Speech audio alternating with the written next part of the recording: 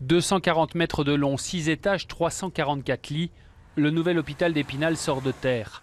Cet équipement coûtera 140 millions d'euros et sera en service en 2020. Un équipement qui, avec l'hôpital de Remiremont, devra se serrer la ceinture. Les deux entités cumulent 25 millions de déficit. L'Agence régionale de santé veut donc faire signer ce qu'elle appelle un contrat de performance. En échange d'argent frais, les établissements qui emploient 2300 personnes devront faire des économies.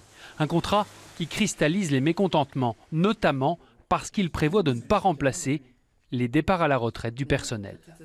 On parle de 244 suppressions de personnel, donc ce qui va impliquer une charge de travail répartie sur l'ensemble du personnel qui restera, alors qu'aujourd'hui, on est déjà à flux tendu. Pour tenter d'améliorer les conditions de travail des agents, la direction a une solution, augmenter la chirurgie ambulatoire. La chirurgie ambulatoire, c'est une chirurgie d'un jour. Vous ne dormez plus à l'hôpital, vous économisez du personnel.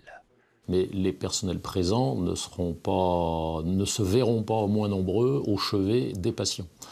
Donc la dégradation des conditions de travail n'est pas à craindre. Je prétends même que dans le cadre de ce contrat de performance, nous nous mettons en situation de pouvoir mieux structurer les équipes.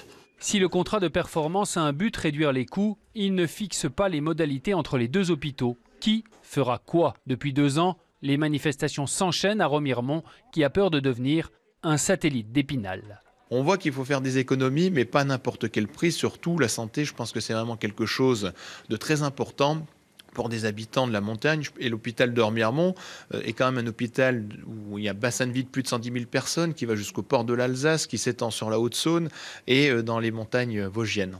Le maire de Remiremont, le député des Hauts-de-Vosges ont écrit au Premier ministre ainsi qu'à la ministre de la Santé pour que les équilibres territoriaux soient mieux respectés. L'ARS prévoit, elle, de signer ce contrat le 25 janvier prochain.